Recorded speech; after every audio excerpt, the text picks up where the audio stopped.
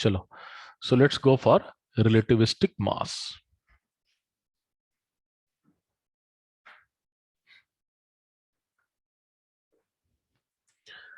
Now अब मास को कैसे इंट्रोड्यूस करते हैं वो जरा देखते हैं, ठीक है? और क्यों इंट्रोड्यूस किया, और सबसे बड़ी बात है कि इतना ज्यादा काम लॉरेंस ने किया, सारा एवरीथिंग स्टार्टेड विद लॉरेंस, लेकिन रिलेटिविटी किसके नाम पर जानते हो? आइंस्टाइन के नाम पर जानते हो, है ना? क्वांटम में सारा लोग कुछ कुछ किए, लेकिन क्वांटम मैकेनिक्स किसके नाम पर जानते हो? आइंस्टाइन के नाम पर, है ना? सो this is beautiful part of Einstein कि उन्होंने आउट ऑफ वे जाकर के चीजों को एक्सप्लेन कर दिया, ठीक है? बहुत ही सिंपल सा है। मैंने तुम्हारे बुकलेट में इसका डेरिवेशन भी दे रखा है, बट मैं उस डेरिवेशन में नहीं जाऊंगा। जस्ट मैं तुम्हें स्टोरी क्रिएट कर दे रहा हूं क्या हुआ था, ठीक है? कॉलिजन प्रॉब्लम हम लोग सबको पता है, ठीक है? सो सपोज एक हमारे पास, suppose this is a train and this is platform, ठीक है? या स्पेसशिप कर लो, बहुत हाई स्पीड से जा रहा है, और वेलोसिटी इसकी जो है वो अल्फा सी से है, ठीक है? और यहां पर एक ऑब्जर्वर है, और यहां हम लोग कॉलिजन प्रॉब्लम देख रहे हैं।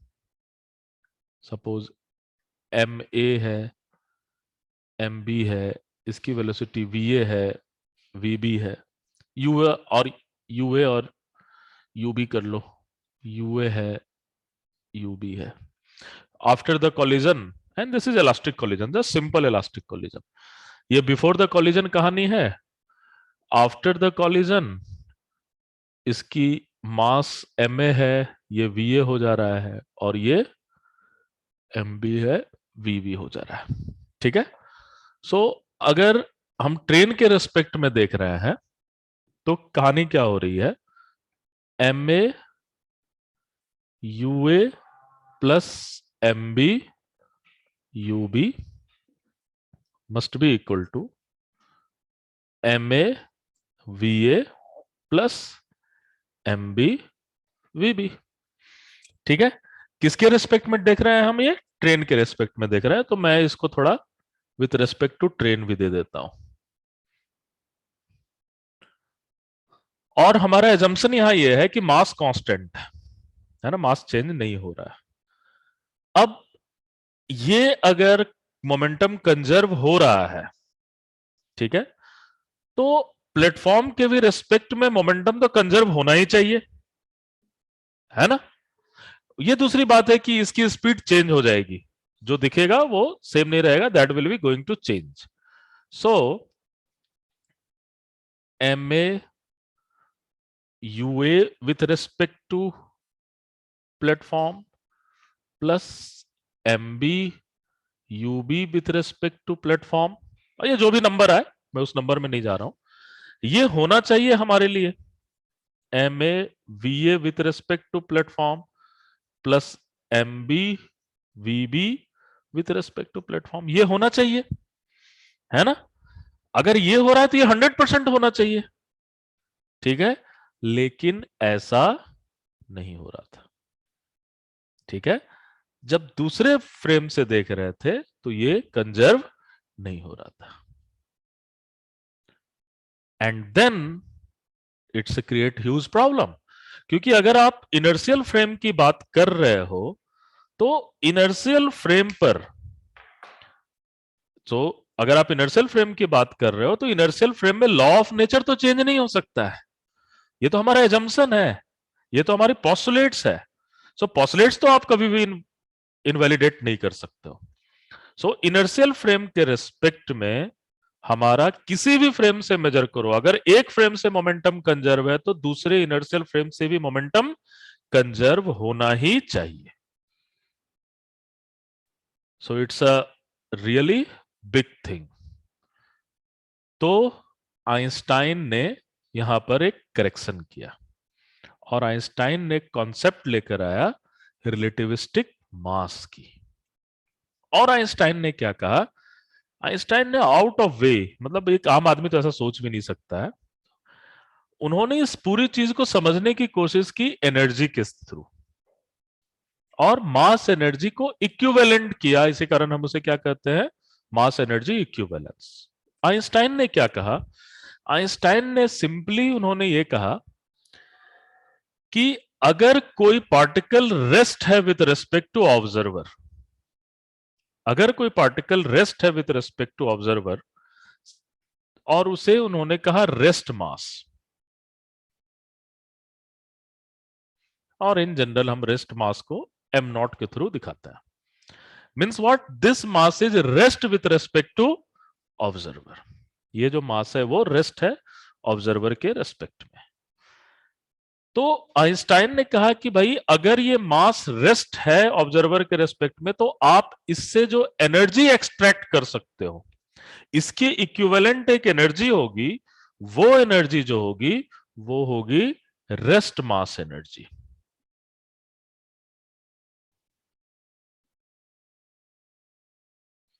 और उन्होंने कहा कि वो जो एनर्जी, इक्विवेलेंट एनर्जी की मैं बात कर रहा हूं, वो जो एनर्जी होगी वो एनर्जी हो जाएगी एम नॉट सी स्क्वायर। ठीक है, कोई भी पार्टिकल रेस्ट पे है, आप उससे एनर्जी एक्सट्रैक्ट करना चाह रहे हो, आप ये कहना चाह रहे हो कि वो कितने एनर्जी की इक्विवेलेंट है, तो वो एनर्जी होगा एम नॉट सी स्क्वायर के इक्विवेलेंट एनर्जी। अब देखो कितनी ब्यूटीफुल थॉट प्रोसेस है, शायद हम लोग भी अगर उतना फंडामेंटल सोचे तो हम भी ऐसा कर सकते हैं, लेकिन हम उतना फंडामेंटल सोच नहीं पाते हैं। ठीक है, ये थॉट प्रोसेस ये है कि अगर अब एनर्जी के टर्म में अगर आप बात करो, अगर ये पार्टिकल मूव कर रही है आपके रेस्पेक्ट में, तो ये जो जो भी एनर्जी अब आप एक्सट्रैक्ट करोगे, वो energy M not C square से ज्यादा एक्सट्रैक्ट करोगे या कम एक्सट्रैक्ट करोगे, अगर ये मूव कर रही है तो, इफ पार्टिकल इज मूविंग,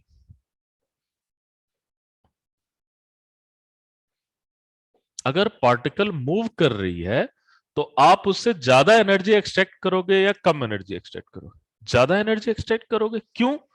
क्योंकि एक्स्ट्रा टर्म जो एनर्जी की आ रही है वो क्या है, काइनेटिक एनर्जी की आ रही है, मूवमेंट के कारण जो भी एनर्जी उसे क्या कहते हैं, काइनेटिक एनर्जी कहते हैं, और वो काइनेटिक एनर्जी हमेशा क्या होगी, पॉजिटिव होगी। सो हम टोटल एनर्जी को कह सकते हैं kinetic energy plus rest mass energy, rest से जो एक्स्ट्रा एनर्जी मिल रहा है उसे आप काइनेटिक एनर्जी कह रहे हो। This is not half M B square, this is something else. Half M B square is for the Newtonian case.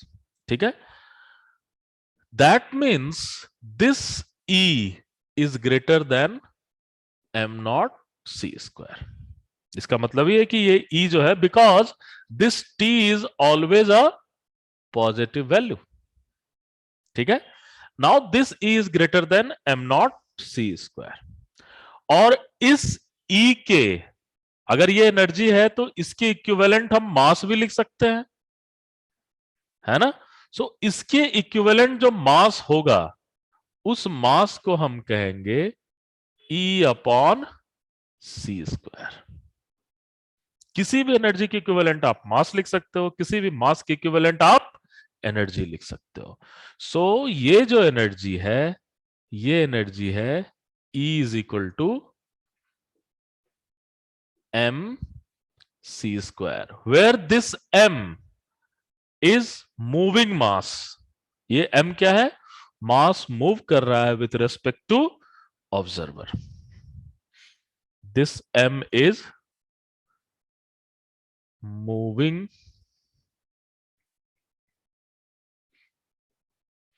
Mass with respect to observer. ये कैसा मास है, मूविंग मास है विथ रेस्पेक्ट टू ऑब्जर्वर। ठीक है, जिसे हम क्या कहते हैं, relativistic mass. Means what we have mc square is greater than m naught c square, which means m is greater than m naught। और आप डिराइव कर सकते हो इसे, हमने बाद में इसे, इसका डेरिवेशन भी है। So this m will be equivalent to m naught, 1 minus v square upon c square. So this is identified as what? Relativistic mass.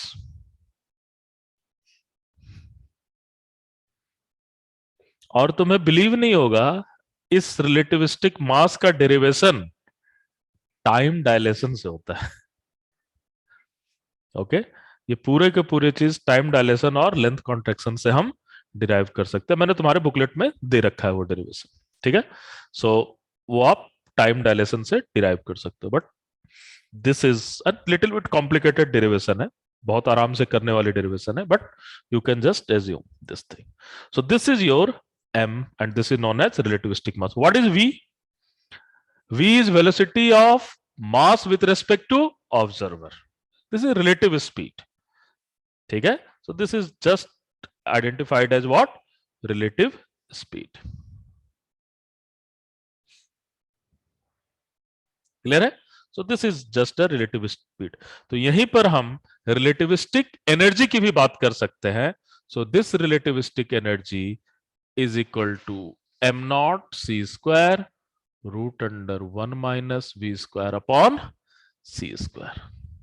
ठीक है, so this is all about your relativistic energy.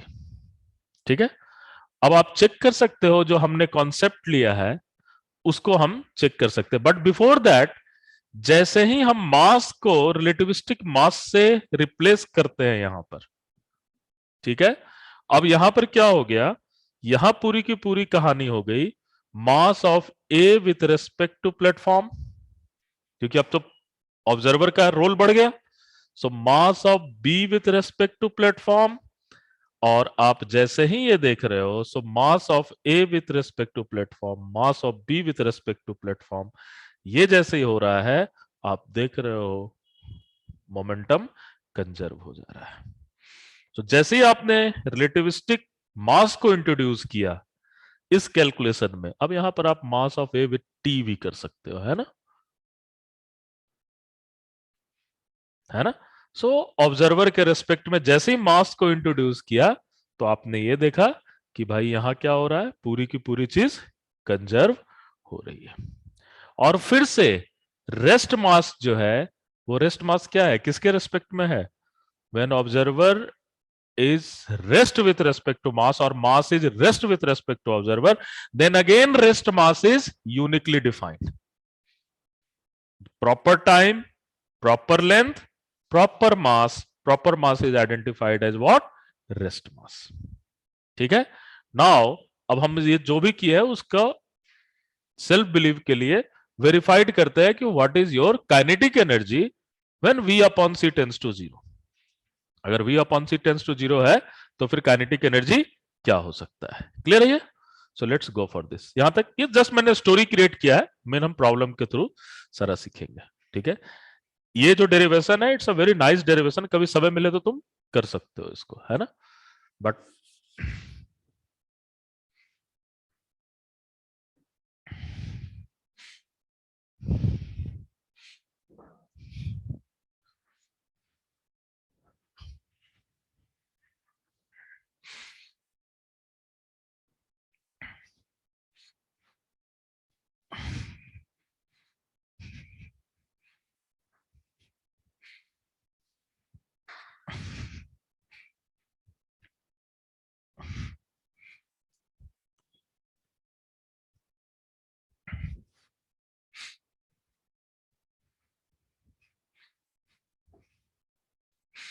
चलो, सो what is my total energy? My total energy is kinetic energy plus m naught c square. ठीक है, this is my total energy. और इसे क्या लिख सकते हैं? mc square, and this will be equal to kinetic energy plus m naught c square. So what is your kinetic energy? Your kinetic energy is mc square minus m naught c square. हमेशा ध्यान देना, गलत मत करना. ठीक है,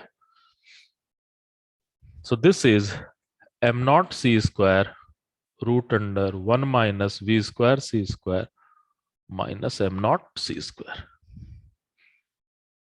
ठीक है, तो इसे जब हम लिख रहे हैं तो ये क्या होगा, you can take M not C square common और 1 minus V square upon C square का हाफ माइनस 1। अगर v अपॉन सी स्मॉल है, न्यूटोनियन है, तो इसका हम टेलर एक्सपेंशन कर सकते हैं। जैसे ही हम इसका टेलर एक्सपेंशन करेंगे तो M not C square 1 minus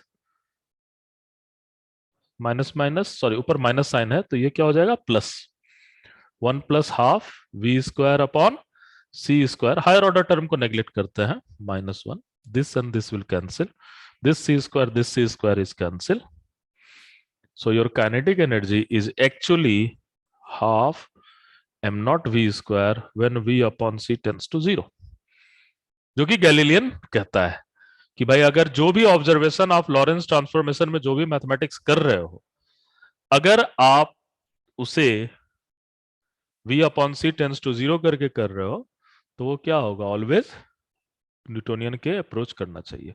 and this is kinetic energy by the Newtonian, where rest mass is the actual mass होता है। लेकिन अगर आप काइनेटिक एनर्जी कंप्लीट निकालना चाहते हो then obviously this is M not C square root under 1 minus V square minus M not C square. ठीक है, so this is your kinetic energy. Now अब एक बार मास अगर चेंज हो गया तो सारी फिजिकल क्वांटिटी क्या होगी, चेंज होना शुरू हो जाएगी।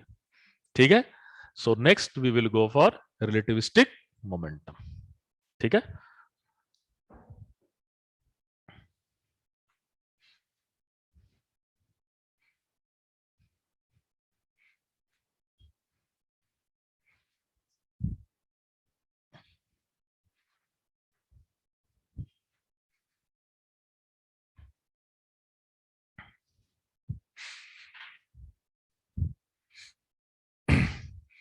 relativistic momentum.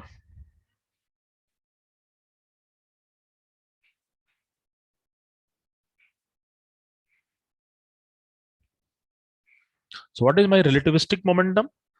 Obviously, डेफिनेशन कभी चेंज नहीं हो रहा है, m इंटू वी। ठीक है, लेकिन m इटसेल्फ क्या हो रहा है, चेंज हो रहा है। तो आप लिखोगे this m naught root under 1 minus mod V square upon C square into V. Clear है ये? This is your relativistic momentum. आप अगर मैग्नीट्यूड की बात कर रहे हो, so this magnitude is basically m naught mod V root under 1 minus mod V square upon C square. ठीक है, this is your relativistic mass, sorry relativistic momentum. ठीक है, अब देखो ये बड़ा इंटरेस्टिंग कहानी है। E is equal to M not C square root under 1 minus V square upon C square. ठीक है, अब इन दोनों में अगर हम v को रिमूव करें, v को अगर हम हटा दें तो हम एनर्जी और मोमेंटम के बीच में रिलेशनशिप निकाल सकते हैं। ठीक है, तो ये मैं आपके लिए होमवर्क छोड़ रहा हूं, कैसे करोगे, आराम से दोनों को डिवाइड कर दो तो v की वैल्यू आ जाएगी इन टर्म ऑफ p और उसको पुट कर दो तो आपका मिल जाएगा। ठीक है, सो ये मैं होमवर्क छोड़ रहा हूं, आप एक बार प्रैक्टिस कर लेना है, क्योंकि एक बार तो एग्जाम में सीधा यही क्वेश्चन दे दिया था v को p के और e के टर्म में लिखने के लिए। क्या अल्फा नहीं निकला, निकलेगा, निकालते देखते हैं अभी क्लास के बाद। ठीक है, बुकलेट में तुम्हारा किया हुआ है वो देखना। So this value is there, so यहां से अगर आप कैलकुलेट करोगे चीजों को, सो आपके पास क्या मिलेगा, then you have E square is equal to P square C square M naught square C4। ठीक है, ये एक बहुत ही इंटरेस्टिंग रिलेशनशिप मिल रहा है। Now what is E, E क्या है, total energy. What is, so आप इसको कुछ ऐसे देख सकते हो, E is total energy square, this is PC square and this is M not C square whole square. ऐसे करके इसे हम देखने की कोशिश करते हैं. So what is this E? Total energy. What is this rest mass? What is this particular thing? Rest mass energy. What is this thing? This is not kinetic energy. This is just a magnitude of momentum into speed of light. क्योंकि ये अगर kinetic energy होता तो देखो क्या होता है. E is equal to kinetic energy plus M not C square. आप अगर स्क्वायर करोगे तो क्या आएगा? T square plus 2m0 c² into T plus m0 square c4. अब दोनों को कंपेयर करोगे तो ये किसके इक्विवेलेंट है? This is equivalent to PC square. So this is not a kinetic energy. बहुत ही बच्चे कंफ्यूज होते हैं और वो सीधे कहते हैं कि ये काइनेटिक एनर्जी है. So this is not a kinetic energy. ठीक है. So this is just a number. And what is this number? P into C. और उस P इंटू सी नंबर का बहुत ही ज्यादा सिग्निफिकेंट है. वो हम देखते हैं क्या होता है. ठीक है. So now let's go for this particular thing. अगर आप पूरी चीज को देखोगे तो कहीं ना कहीं आपको पैथागोरस थ्योरम नजर आ रहा होगा. आ रहा है? So what we are going to do, we are just going to PC here and M not C square here. ऐसा है ये. यहां पर पीसी है और यहां पर क्या है? M not C square. And this value is just a E. पूरी सिमेट्री को आप पैथागोरस थ्योरम से दिखा सकते हो. और आप देखोगे कि जो भी हमारा कैलकुलेशन होगा कहीं ना कहीं ट्रायंगुलर रूल को जरूर अप्रिशिएट करता है. जैसे स्पीड 3/5 है तो 4/5 जैसी चीजें हैं जो ट्रायंगुलर आपके कैलकुलेशन में हमेशा नजर आएगा ये चीज, है ना. Now this is the thing. Now अब जरा देखो, अगर हम मास को कम करते जाएं, मास को छोटा करते जाएं, मास को छोटा करते जाएं, रेस्ट मास को कम करते जाएं, so if m0 c² tends to 0, means c तो कांस्टेंट है, मीन्स m0 ही छोटा हो रहा है, 0 हो रहा है, then E is actually equivalent to PC, है ना. और दूसरी कहानी हो रही है, अगर मैं पीसी को छोटा करते जाऊं, अगर मैं पीसी को छोटा करते जाऊं तो E की कहानी क्या हो रही है? m0 c². और ऑब्वियसली पीसी को छोटा करने का मतलब क्या है? मोमेंटम आप जीरो कर रहे हो. मोमेंटम जीरो करो तो टोटल एनर्जी क्या होगी? Rest mass energy. ये तो बहुत ही इजीली समझ में आ रहा है. लेकिन अगर हम मास जीरो कर दें तो एनर्जी पीसी आ रही है. अब मास जीरो है और एनर्जी पीसी है, उससे ज्यादा इंटरेस्टिंग है कि मोमेंटम ई बाई सी है.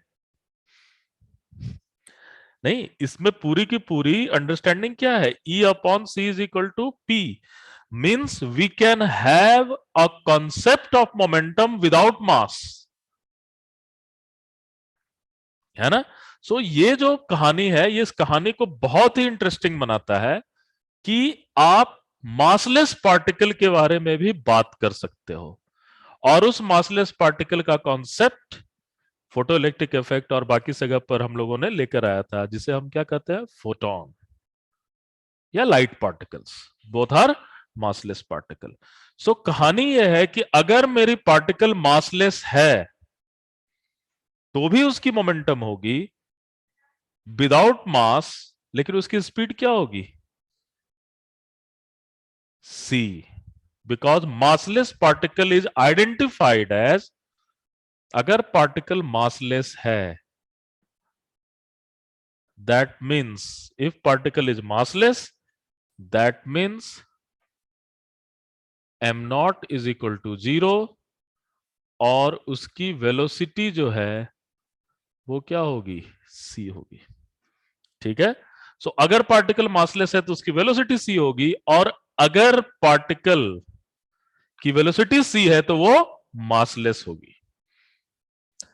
कोई भी पार्टिकल जिसका मास हो उसकी स्पीड c नहीं हो सकती है. क्यों? क्योंकि हमारे पास m अपॉन सी की m अपॉन v की कहानी देखोगे तो क्या होगा? m0 से शुरू करोगे और ये सेचुरेट हो जाएगा कहां पर? सी पर जाकर ये सैचुरेट हो जाएगा, है ना? क्लियर है ये? V की वैल्यू सी होगी तो वो इन्फिनिटी हो जाएगा, लेकिन इन्फिनिटी मास का भी कोई कॉन्सेप्ट नहीं हो सकता है। इससे हम कह सकते हैं कोई भी मास वाले पार्टिकल की स्पीड सी नहीं हो सकती है, लेकिन अगर सी हो गई तो वो पार्टिकल क्या हो जाएगा? मासलेस हो जाएगा। Are you getting this thing? वो पार्टिकल आपका मासलेस हो जाएगा। एग्रीड? तो ये हमें दिमाग में रखना है कि ये जो फॉर्मूला हमने लिखा है ये किसके लिए है? This is not for the massless particle, rather जिस पार्टिकल का मास है। लेकिन उस पार्टिकल की मोमेंटम हो सकती है। वो मोमेंटम क्यों हो सकती है? उसके पीछे का रीजन क्या है? This momentum is basically E upon C. उसके पीछे का रीजन है कि उस पार्टिकल के साथ कुछ एनर्जी एसोसिएट है, जो एनर्जी एक्चुअली मास पर नहीं डिपेंड कर रही है। वो एनर्जी किस पर डिपेंड कर रही है? उसकी फ्रीक्वेंसी के ऊपर डिपेंड कर रही है। ठीक है? सो फोटोन की जो मोमेंटम होती है वो क्या होती है? H not upon C.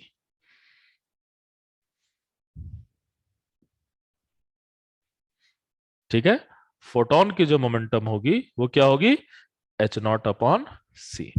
So this is the whole story जो कि आपको समझना है ना?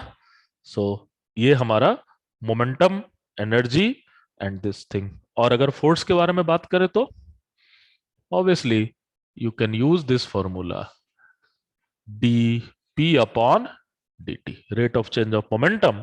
अब यहां पर मास m आपका क्या होगा? कांस्टेंट नहीं होगा, and that value is d upon dt, m into v. Now you can write dm upon dt, v plus m dv upon dt. ठीक है? और m itself आपका किसका फंक्शन है?